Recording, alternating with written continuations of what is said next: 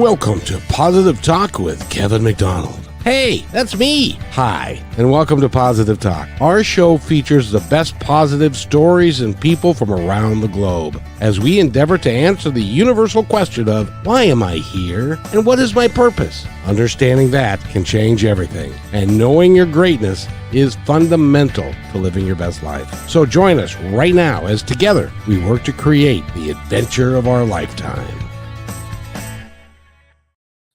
And welcome, everybody. It's a nice warm day here in the summertime, and we've got a great guest here for you today. He is an author, and he's written some books, and we're going to be talking about one of my favorite topics that is new to me these days, and it's space, the final frontier. And all the things that have gone on with it, including the Hubble telescope and the new one that's out, and Humason, I believe. Humason? Humason. Yeah. And he is he's a prolific writer. He's an astronomer, and he's written for Astronomy Magazine. He's done all kinds of stuff. And welcome to the show, sir. How are you? I'm really great, Kevin. Thanks for having me. It's great to have you here, and because I've got some questions for you that I'm wondering if you can answer. Yeah, the final frontier, I was thinking when you said that, it's actually kind of the original frontier too. It is. Space. It is all the way back in the 60s with Star Trek, and we could just call it the frontier. Actually, I think it's pretty much everything. Exactly. Now, I have something that I ran into fairly recently, and we just actually did a video on it, and I want to get your opinion on it. Okay. Because it is something called the overview effect. Are you familiar with that term? No. Well, let me explain. Sure. The overview effect is the effect that astronauts feel as they go into space and they turn around and they look at the Earth in all of its totality. And also space, because, the atmosphere keeps us from seeing the stars and everything that's out there clearly, like the Hubble does, and the new telescope that's out there that we're going to talk about and stuff. But the overview effect is how that can be a life-changing experience for some of these astronauts, because they see the totality of it. They don't see any borders, and they don't see any strife amongst peoples, because it's all one thing. Does that make sense? Have you heard of that concept before? Oh yeah, I'm well aware of what astronauts and people just now. We have non-astronauts really going into orbit periodically and momentarily, and they all come back with a similar larger than life kind of feeling about the world that we live in. Yeah, when you see the world from that high up, things the thing you hear a lot is the just how small the world appears the farther you get from it. Apollo astronauts talked about this when they were orbiting the moon and looking back at the Earth and seeing the Earth rise, the famous Earthrise photos, and just thinking about seeing our little planet, our little place that means so much to us. And how small it feels when you see it from that far out. Yeah, it's a humbling experience, I don't know if you saw when William Shatner went up. I was going to mention that, yes. Yeah, tell about it. Yeah, he was emotional when he got back down. And here's the famous, Captain Kirk from the Star Trek Enterprise, just moved to tears over the experience of being above the Earth as high as he was for just a few minutes. And it can really change the way you see it really changes your view of the Earth, even when you're back on it, apparently. Yeah. And you know what's interesting about that too is that they see just how thin and how vulnerable it appears the atmosphere to be. Yeah. You know, and by the way, ladies and gentlemen, I don't know if you know what the atmosphere is, but if you didn't have that, we wouldn't be alive, because you can't, you need that to breathe. Yeah. And so they really come back with a different sense of, we really need to protect our planet, protect our atmosphere, because it's very thin. And, you know, from here, it looks like it's forever, but it's not. Yeah. I mean, I think, you know, it's an interesting thing. And we have gone to great lengths, I think, in society to build distraction into human life. So that we don't have to think about how fragile life really is. Of course, we all experience that at some point in our lives, in our personal lives, and then personally just ourselves. But we don't always live our lives. We haven't done a very good job in the last 100 years or so of living our lives with that fragility in mind. And I'm hopeful and optimistic that we seem to be getting it here. Hopefully not too late in the game. I hope you're right. I really do hope you're right, because as they look in, and you've seen from the Hubble and from the other telescope that we're going to talk about, there's no place else to go. Yeah. Everything is so far away. Yeah. It's not like that we can, you know, when we talk about, you know, 50 light years or 50 million light years or whatever it is, that is a really, really far away thing, because a light year is, it's like 6.5 trillion miles is how far a light year is. So the nearest star system is 8 light years away. So that's 8 times 6.5 trillion miles. 48 trillion miles kind of thing. Yeah. It's way too far to think about traveling. Obviously, we're nowhere near that. It takes us months to reach Mars. Mars, people talk about, you know, living on Mars, people like Elon Musk. It's a lovely idea that someday humanity might in fact inhabit another solar satellite. Mars isn't the only candidate, but certainly a decent one. But it would take 1,000 years or more to terraform that planet such that humans could live on it the way we live here. And there's no guarantee that it'll ever get done. We don't know that we have enough water. We haven't even begun to discover. The thing to think about with regard to life, human life, is that this is our home, and it's the only home any of us for generations to come are going to know. And so the better we take care of it, the better off we'll be. I mean, you don't like it when your room is a mess constantly. You got to clean it up. You got to make sure. And I live here in New York. You know, New York is many things to many people. It's a lot of fun. Come and visit us. But we're not the cleanest city. Let me put it that way. Okay. Well, you got a lot of people there. We do. We make a lot of excuses, but the bottom line is New York's just kind of messy, you know. And we like the mess to a certain extent, but we could certainly do better about cleaning it up.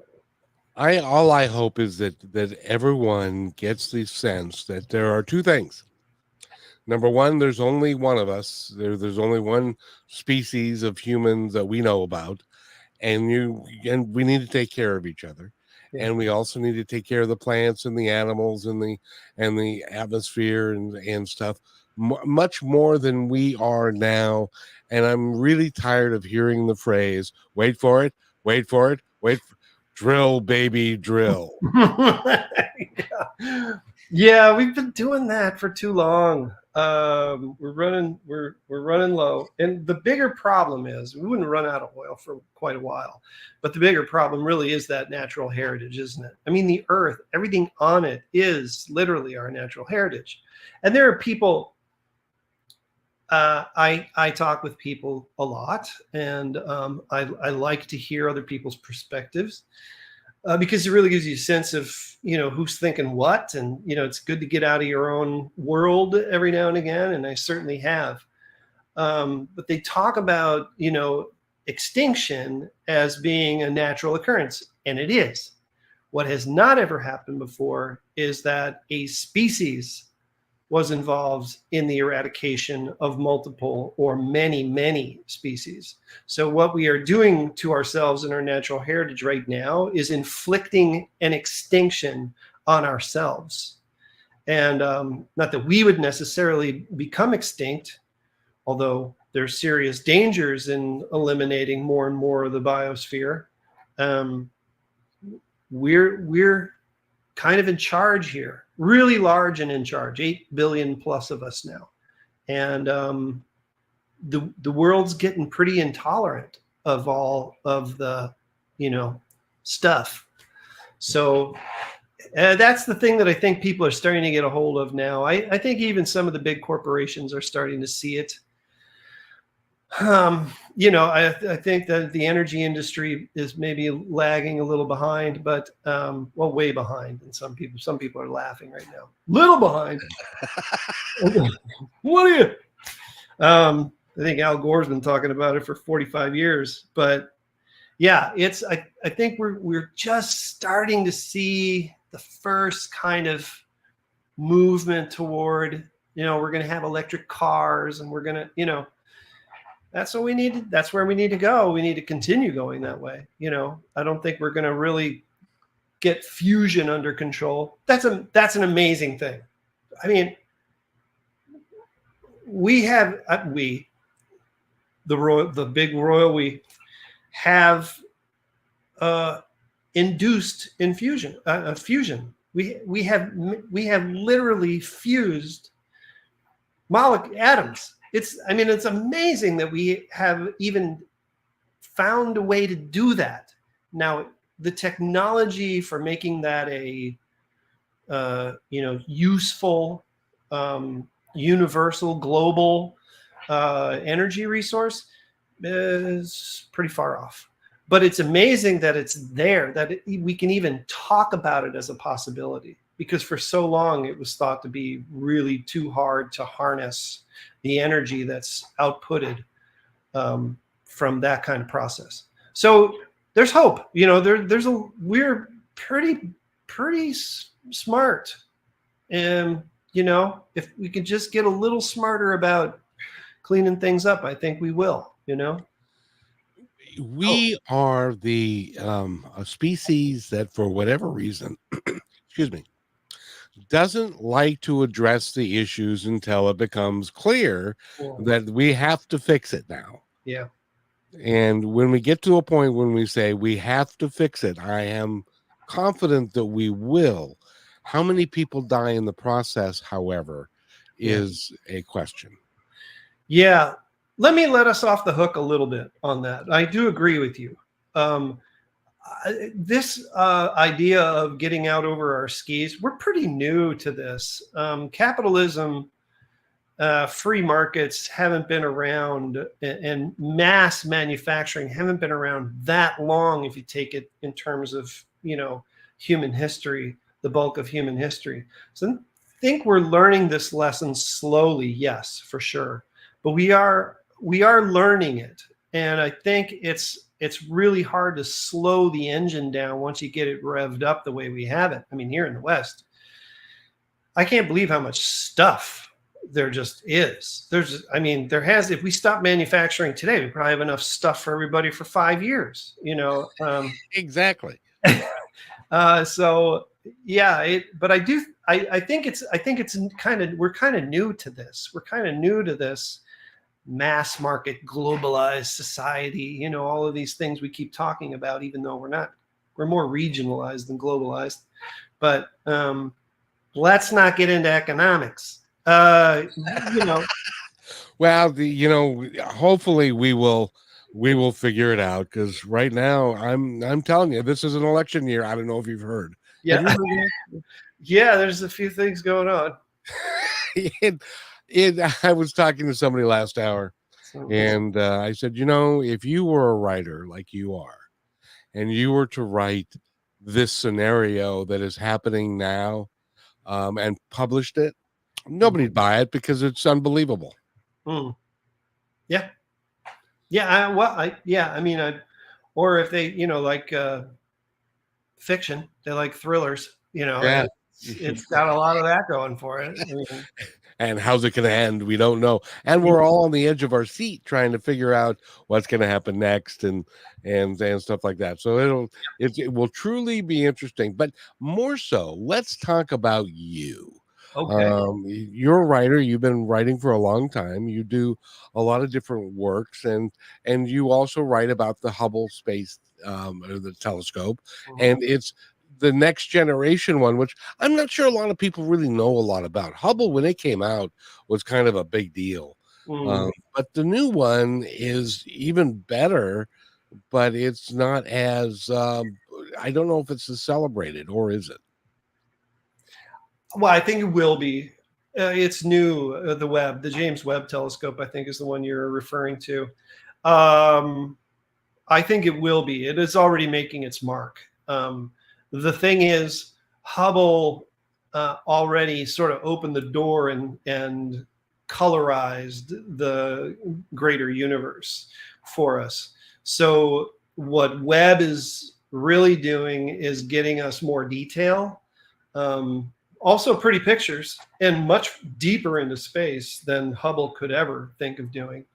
One of the was just okay. I was just musing with one of the Milton Humason's. Milton Humason was Edwin Hubble's research partner in discovering the expansion of the universe.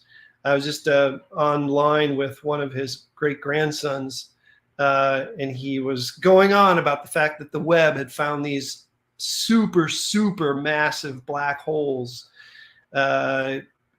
in a very early part of the universe, like 500 million years in. So the universe isn't quite a billion years across. And for people who are looking for scale, right now it's somewhere around 27 billion light years across. So a long time ago. And these things were you're talking about masses 1 billion times or more mass than our sun. Supermassive black holes have hundreds or even thousands of times the mass. This is 1 billion or more times the mass of our sun. And Webb is able to find those things that have although they're very massive and very old, their energy signature is very faint. And the Webb's special ability is to be able to go out and reach out and find those things and focus on them long enough that it can pinpoint where they are and what they look like. And that's what the Webb telescope is bringing to the table. It is so weird when you think about it, because we look up at the stars and we say, oh, look at the stars. Those are nice. And we see the lights.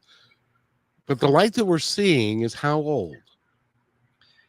Well, all of it's from our galaxy, with very few exceptions. You can actually, the farthest you can see from Earth is roughly 2.5 million light years. I apologize for that. 2.5 million light years. So the light that we're actually seeing potentially is 2.5 million years old? No, much closer than that. So we're seeing anywhere from 8 light years to 1,600 or so light years away. So when you're looking at Orion, Betelgeuse is roughly 1,600 light years away, things like that. So you're talking about hundreds or thousands of light years, rather than, Andromeda M31, the famous M31, which is why we have the Hubble telescope, is 2.5 million light years. And you can actually see that.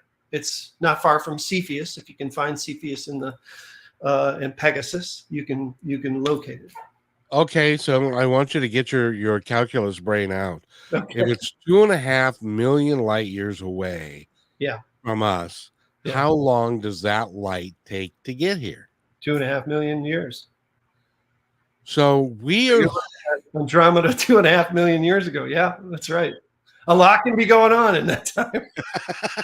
So the weird thing to think about is that the light that may be there may no longer exist. Correct.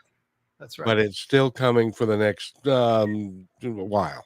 Right. So you probably maybe heard through the ether that people for a while their Betelgeuse got bright. And Betelgeuse is that big star in Orion that on the shoulder of Orion. And people were saying, oh my God, it's going to supernova. That's when a big star collapses. It's a super giant red star. And everybody thought it was going to collapse. Well, okay, so if it did collapse and burst into a supernova, it would have happened 1,600 years ago. It just happened, okay? We were in the Middle Ages when it actually happened, and we're just seeing it now. When you start looking at the scale of things, how immense they are, and billions and billions and trillions and stuff, we don't conceptualize it well. Yeah. Because it's so much bigger. By the way, we're talking with Ron Voller, and we're going to be talking about his book, Hubble, Humason, and the Big Bang, and the Race to Discover the Expanding Universe, which is a book that, hey, that just came out a couple of years ago. And, it did. That's so right. we're going to talk about it. We need to take a break, and we're going to be right back. And I'm going to ask him about, can we see the Big Bang, and was it as big a bang as we think it is? We'll be right back.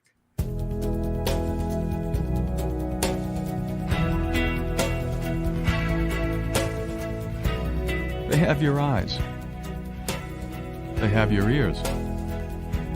They have your smile. Now all they need is a little more of your time. Make a difference in your child's life, because anyone can be a father. It takes time to be a dad.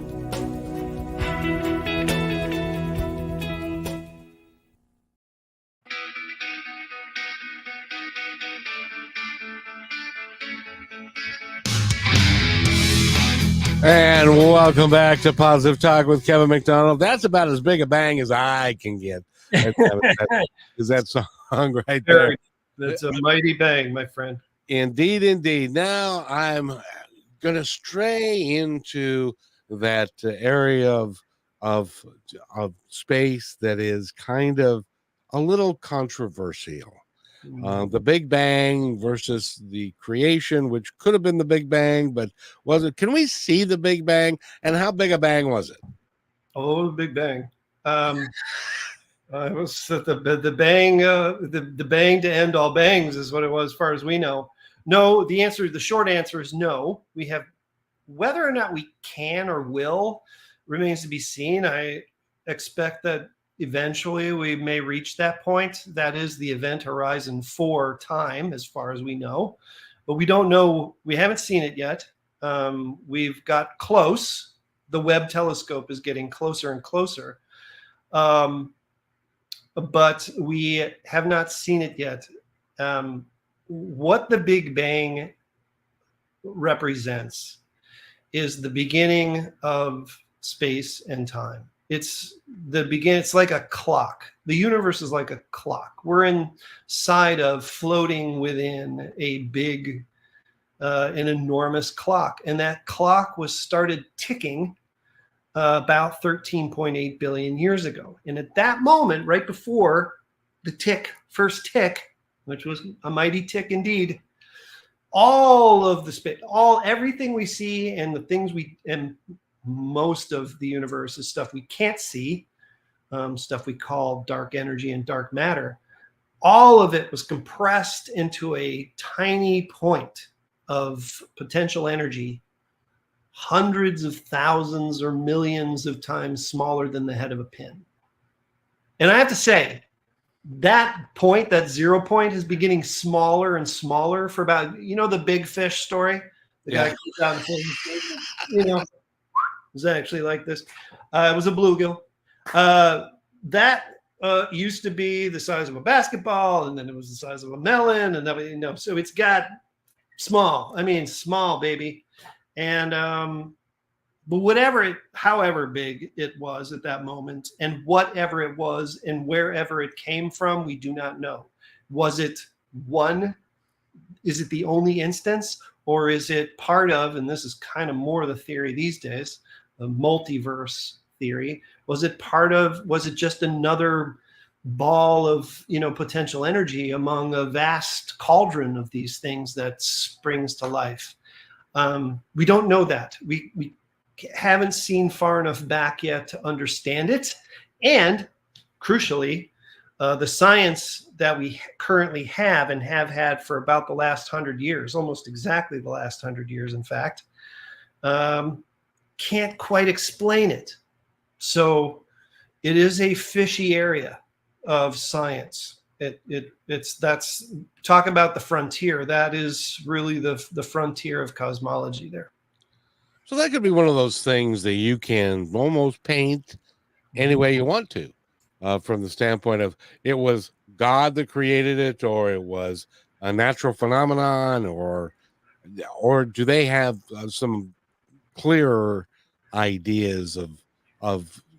I know it was, it's beyond conception that something that could be that small could result in all that we see everywhere.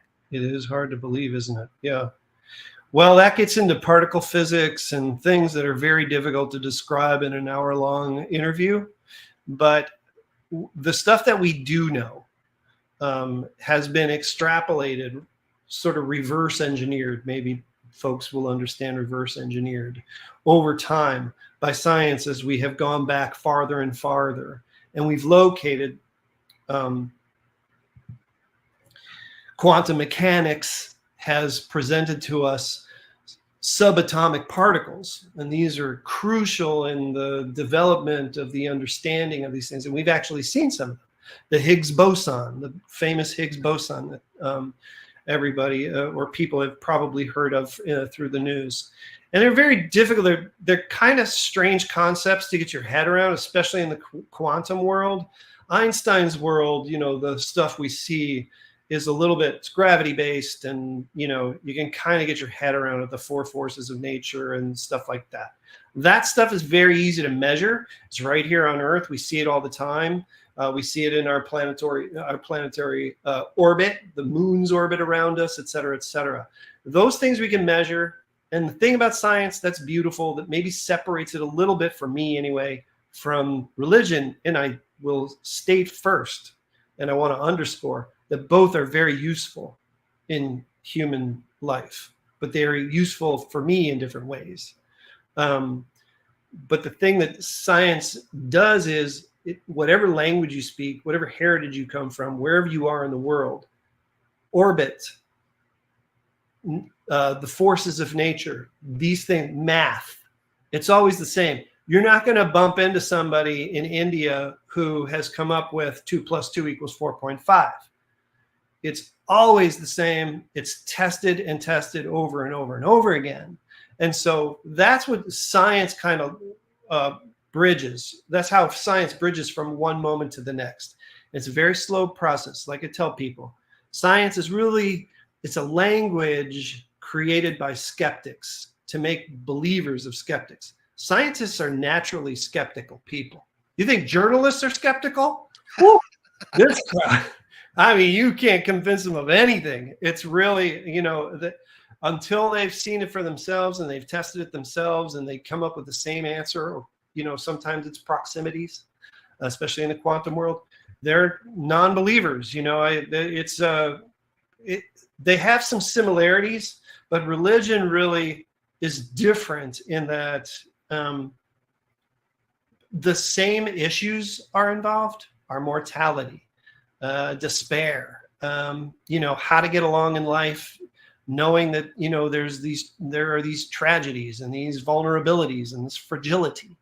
And it's very useful in creating a structure for us to get through those things.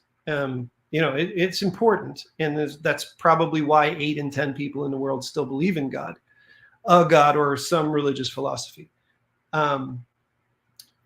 So, like I said, I feel like they're both very useful. For a long time in the form of pagan traditions, that was the way we developed our thinking about cosmogony or cosmic origins. And then eventually, as we developed more, we got into civilization 6,000 years ago or so, people started to feel more comfortable, and then pagan gods changed, and you started to get these different things. But pagan traditions can vary around the world. One's got a falcon, and then somebody's got a storm god, and giants are big back in the day, prehistory. Isn't it because that we are always, as humanity, and scientists do this all the time, we're looking for an answer as to why does the sun shine? Right. Well, maybe there is a sun god that causes it, and then we come up with something that is within our frame of mind that rationalizes how something that we don't understand, we can then make people understand. Whether it's true or not, that's a wholly different thing. Yeah. But by the way, we're talking with Ron Voller. Go to his website, which is ronvoller.com. It's really fascinating, the work that you're doing and the books you've written, and I really appreciate having you here. When we come back, I want to talk to you about something that has been heavy on my mind, and that is that I'm concerned that since the earth is flat, that we're going to collapse or something. I want to address that just real quick, because gotcha. I love this. It's a great question. There's somebody out there that's going to go, yeah, we're just flat, and that's all there is to it. Dang it. We'll be right back. You're listening to Brushwood Media Network, the best in syndicated talk, news, and entertainment shows. As you go about your daily life, look closer. As you gather with family and friends who love and support you, look closer. There are youth right in your community who don't have the home, warmth, and healing you have. So look closer. Every year across America, a staggering 4.2 million youth are homeless or trafficked. And for 50 years, Covenant House has worked relentlessly to keep them safe and protected. Tonight, 2,000 young people will sleep safely in a Covenant House bed. And tomorrow, they will wake up surrounded by love. They get clean clothes, hot meals, medical care, and a safe place to sleep. 24 hours a day, 7 days a week. In sites across America to help them fulfill the great promise of their lives. So look closer at Covenant House. To help or get help, go to covenanthouse.org. And welcome back to Positive Talk. And we're here with Ron Voller, and he's going to dispel one of the great rumors and myths of all time. Ron, is the earth really flat? I'm embarrassed that I even asked the question, quite frankly. Believe it or not, I was down in Mexico just last week with a young cinematographer from Canada who tried to convince me that the earth was actually flat. So, no, it isn't. Thomas Friedman wrote a famous book about how the earth is flat. And I guess if you look at it from a certain framework, you might think that it is. And interestingly, speaking of the confluence of religious philosophy and scientific philosophy, Thales of Miletus, these are the famous Milesians, the Milesian school, where scientific and philosophy and thought began to take off in Western culture, as far as we know. Thales and some of his constituents saw the earth as flat, and for several hundred years, the Earth was indeed flat, or a square, or a cylinder. So that, I mean, it's not a new concept. You walk around, you look up, you see that things certainly doesn't look curved. But it was this guy Eratosthenes, not to bore people, but this guy Eratosthenes who figured out finally how to measure the fact that the Earth was curved, and he did that by witnessing a solar eclipse. He was in Alexandria, that's Egypt, and he had a friend down in this little town, and that friend noticed that at a certain point in the year, the sun at noon shined directly down and didn't shine on the walls of this well. And so Eratosthenes thought, well, I wonder if, so there's no shadow at all, he said. I wonder if at that same moment, it would be the same up here. So now if, however many miles that was for him, and it was many miles, he put a stick in the earth. And at the same time, the next year, he looked at whether or not he had a shadow where he was in Alexandria, when this guy saw no shadow in that well. And in fact, there was a shadow in Alexandria. And what that tells you is that the Earth must be curved. Because if it's flat, then at that same period, the sun is very far away. So at that same period, the light from the sun would make no shadow anywhere on Earth. And that is the way we found out that the Earth is indeed curved. And I wish you could explain to me that cinematographer that you were talking to. He seems like a bright young man. Did he not fly in an airplane, or did he not? Has he never traveled on the ocean, or you know what I mean? I mean, there some of these things are, and I get it. People are always looking for a conspiracy theory. I was talking with somebody yesterday who swears that John Kennedy is still alive. Right. It's like, okay, well, hanging out with Elvis and Nixon. but they're cloned, don't you know? Of course.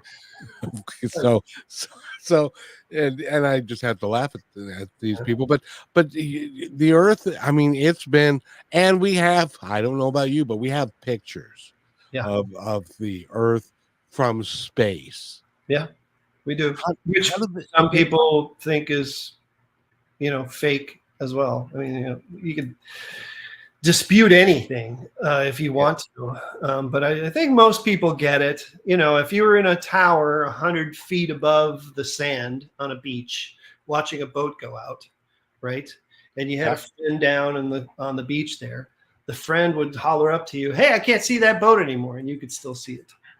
And that's how the Earth is curved. It's it just is. It is. Trust me on this. You can jump out of an airplane. I did that once upon a time. Lovely. Very nice. No, that's good. Now that is crazy. Jumping out of an airplane. I got to ask you, because I ask people who do that.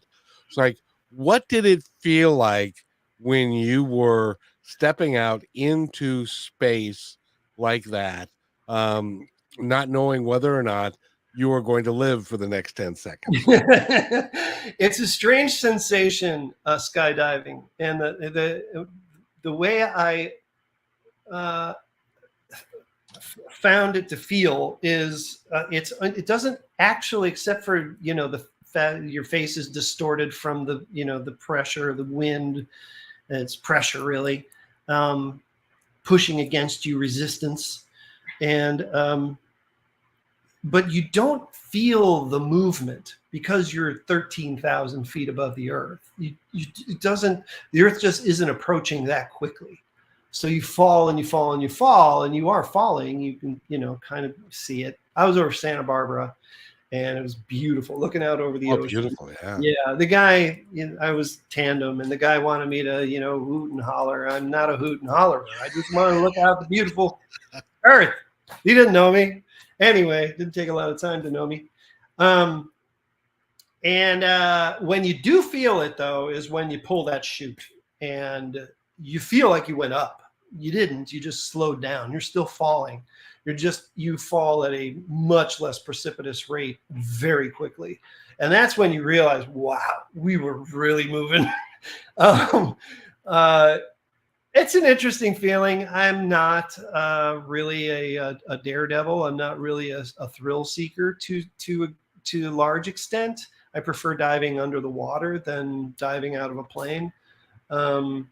But it was I had always wanted to do it. It was an interesting 30 minutes, So, yeah. Oh, I'll bet. I love diving, or not scuba diving, but Snorkeling. snorkeling. Yeah. Except I did that. Have you ever done it on Kauai in Hawaii? No, I've been on Kauai and I love it there, but I didn't dive there. I wanted There's to. something called the tunnels on the north, and we went up there, and it's one of those things that, how your imagination can run wild with you, and it can scare you, and there's nothing to be scared of, because you've got, in the water are these tunnels, and so you can't see into the tunnel. You're gliding over the top of them, but you're wondering, I wonder if there's something in there Yeah. that's going to jump out at me and stuff. So it is amazing what the imagination can do. Uh-huh. Especially when we're talking about how's this for a segue? When we're talking about space, it is amazing what the imagination can do and conjure up. But there's one thing that they're discovering that's really brand new, which is dark energy. Mm-hmm. Describe what that is. Do we know what that is? Yeah, it's hard. They call it dark, and dark matter is we're getting closer to that. It really should be called transparent, I guess, or something like that. It's not actually dark. I mean, space looks dark, and it is made up primarily of this dark matter. Dark energy is a kind of feel. We tend to, when we talk about things, talk about things that like they're two-dimensional, but we're kind of more in an ocean. That clock I described earlier is kind of an ocean. Is there a difference between energy and matter? Yeah. Well, no. I mean, dark energy and dark matter, all of it fits into the same scenario. That's E equals mc squared. Whatever that means. Well, it's the ratio of mass and the light constant and its impact and its energy impact. Energy and matter, and as it turns out, all of it is the same thing. Electromagnetism, they all basically are the one and the same. So it gets a little crazy in here, but what dark energy what we're starting to see is there's this thing called the Higgs field. I told you about the Higgs boson, and the Higgs field is this vast array, and it's everywhere that the universe is, and it's the thing that as massless particles drive through it in their the world that they live in, it puts a drag on matter. And dark matter included, neutrinos, and that's not dark matter, but small particles, subatomic particles, and it puts mass. It attaches mass to them because it presents a drag on them. Like if you try to throw a baseball into the water, and it slows down as it goes into the water. Same kind of concept. And what this Higgs boson then does is comes along and pounces on these things every now and again, and that creates the matter, more of the matter that we start to see, atoms and elements and things like that. So we theorize about this energy and this matter, and the reason we do that is we kind of started to add up the mass of the little universes, like the Milky Way, these galaxies. And we found that, and again, I mean we people, we found that there's not nearly enough mass in those in our galaxies, collective galaxies, to make up the matter in the universe. So this dark matter becomes a way of describing what's out there that we haven't yet really laid our hands on. Dark energy is the thing that is enabling the continued expansion. And I don't think we really know all of that yet. We're talking about real tip of the spear stuff. CMB, the cosmic microwave background, the thing that helped us really ratify or verify that the Big Bang actually happened. That thing, if you're old enough, I'm certainly old enough to have a TV that you turned on and off. And if you turned it on at 2 a.m. and you were on the station didn't have anything on it, that's the CMB.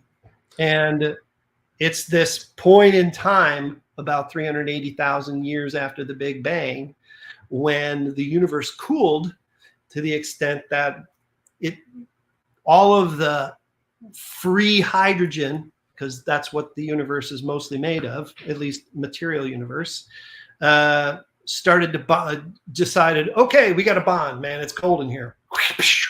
And you had this poof thing, another like a mini bang kind of thing. And that is what we experience that in the microwave part of the spectrum. The spectrum is really big. You are a really smart guy. I got to tell you. And by the way, we're talking with Ron Voller, and go to his website, which is ronvoller.com. He's got a book, Hubble, Humason, right? Hubble, Humason, and the Big Bang. Thank you very much. The race to uncover the expanding universe. When we come back, we need to take our final break, but I want to ask you, because we talked about a little bit about religion, we talked a little bit about spirituality. I want to talk about the energy that we believe, or that some believe is inherent in the human condition, and that we are energetic beings in a physical body. And to see where science comes down on that little nugget. We'll be right back after this quick message. You're listening to Positive Talk Radio. We're going to take a short break to tell you audio and music creators about our commercial affiliate, Lyric Vids, specializing in creating amazing and engaging lyric videos. Are you looking to promote your videos in the most engaging way, but you don't have an animator and an editor? Whether you're an artist, musician, or business with a message to share, our lyric videos are designed to hook viewers and amplify your reach. Go to positivetalkradio.net/lyric vids. That's positivetalkradio.net/LYRICVIDS now to get started. Welcome back to Positive Talk Radio. We hope you enjoyed learning about our affiliate Lyric Vids, who specialize in creating captivating animated lyric videos. Now let's get back to the show. And thank you, Holly. That was my friend Holly who was announcing that. And she's such a dynamic soul. She's got lots of energy, she does. And some people would say that she's got energy that exudes from her and is very, very special. Have they figured out the concept that some people believe that we are, if you look at the chakras and you look at the auras and stuff, that we're actually energetic beings in a physical body? Have we made those connections yet, or is that just all theory? It's one of these things that's right under our noses, and we don't, in our daily lives, again, we don't really realize it. I think even spiritual, religious people don't necessarily always project this, but the answer is unequivocally yes. We are matter, and matter is energy. So we are kind of both, as Yoda said, not this crude matter. The crude matter is luminous, although it's not itself luminous, but at least not in its big material form. But it is energy. We are chemical beings. Can we move pencils around and stuff? No. Are we going to raise spaceships out of swamps anytime soon? Not in your life. We don't have that kind of energy in us. Michio Kaku talks about this, I think, in really lovely terms in a book of physics called Physics of the Impossible. It's a really neat book. Came out years ago, but it's a very, very neat book. Michio's just all-world astrophysicist. One of many that I follow and admire. We are. In fact, this is a big thing for me. And this is where I think is really neat about spirituality. I'm an existential spirit guy, and what I mean by that is we are given this incredible thing here, this brain that we have, that it has senses like much of the rest of the animal and plant kingdom. We use those senses. Everything we do and see and hear and taste and touch is imprinted here. Everything. I mean, it's impossible to think about all the things that are imprinted in your mind. But what we're also given is the ability to recall that information. And the thing that sets us apart is to be able to take that information and conjure new thoughts, metaphorize about existence based on those things. This is how we came up. Apologies to those that I offend doing saying this, but we came up with the concept of these giants that created heaven and earth, Tiamat and Marduk and the tearing apart and heaven and earth. And, throughout prehistory and to the present time, we have created everything that is in our existence around us, even naming things. A tree is not a tree. It's an assemblage of atoms on a, space rock of mostly molten iron whizzing through space at 60,000 miles an hour. It's not, so that we have created this world and we're able to talk about it and think about it and create new things. We're wholly spiritual beings. And what I think we talked early in the show about, what do I want to say about this is, we talked early in the show about getting control of our space, making the planet safe for future generations, understanding our impact, our spiritual impact. That means the roadmap we leave other people as we bump into them throughout our day is very important. It's more important than we really give credit for. And for me, this is a big part. The human animal is the origins, and the human animal are my two favorite subjects. People think I'm a space guy, but I'm really about us. And it's phenomenal to me that we don't realize our impact, the little bits and pieces that we leave people and things and situations, and that impact us. And the way we deal with those things is very important. So yeah, we are made of energy. There's no doubt about it. There's no escaping it. Subatomic particles, we're quantum, we're a part of the whole thing. And isn't it true?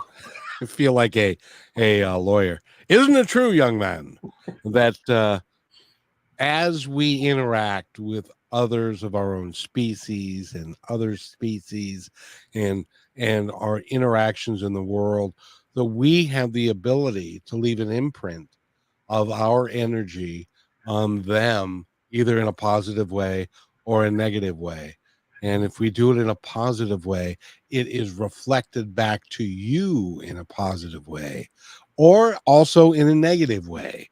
So it can make it worse and make it better. That's kind of my philosophy. What do you think? I think that's a big part of it. I think,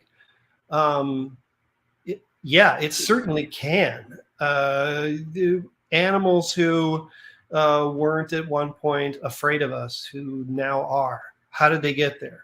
Did they all meet us? No. They have some form of communication that has illustrated to them that the two-legged creatures aren't docile. They're relatively hostile. So Yeah, there's these forms. Trees communicate with not just like trees, but whole elements of the forest. I mean, it's a little avatar, frankly. It's, the extent to which the energy on Earth cohabitates is really, I don't think we're just really starting to scratch the surface. Very important to take care of what's coming out of this individual. It's very important. It's interesting. I live in the Northwest, and we've got some of the hugest trees. Yeah. And they're evergreen trees, and they're really big, some of them. Yeah. I implore people that if you come here, what you must do is to go find one of those trees and just lightly touch it. And you will feel the vibration and life coming from that tree, because it is alive. Yeah. And it's remarkable when you feel that. Yeah, it really is. I've visited did much of my research out in California, mostly in LA, but traveled extensively up there. And the redwoods and the sequoias are unbelievable. Not just the size, but as you said, just the timelessness, energy, the timeless energy of those living creatures is phenomenal to behold. Really, you can talk about it until you're blue in the face, but until you see one up close, you have no idea. Exactly. And we as a species need to, and we talked about the very early part of the show. Mm-hmm. We need to recognize these things, because if we don't, some of them are going to go away, and in the process, we might go away. We also talked earlier that there are places on this planet today that are 150 degrees. We can't handle that. That's too hot for our little bodies. Yeah. And we need to be careful about that and realize that things. Who was it? Bob Dylan? Things, they be changing. So, Ron Voller's been our guest, and go to his website, please, and ronvoller.com, and that's VOLLER.com, and get his book. Buy it from him, please. He makes a little bit more money that way, and he's worked hard on the book, and yada yada. And it's also fascinating, the work that you've done and continue to do, and I want to thank you for it. It's very important. I appreciate that, Kevin. Thanks so much for having me on. It's been a lot of fun.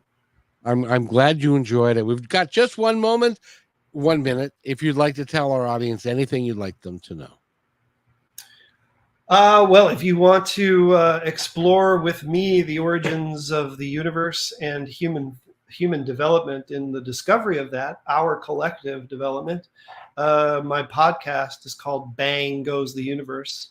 And you can catch it wherever you listen or watch your podcast. I have interviews on my YouTube channel with astronomers and people around the astronomy community and other folks. So feel free to join me for those. I love getting the feedback from people from the show.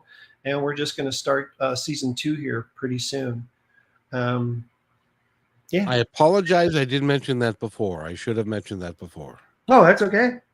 I really thank you for the chance to do a little shameless self-promotion. You deserve it, because you're educating people, and that's really an important thing for you to be able to do. So Ron Voller again has been our guest. Go to the podcast again is called Bang Goes the Universe. Bang Goes the Universe, not your ex-wife. I wrote that myself. Have yourself a great day, young man. And thank you, everybody, for listening. Thanks so much.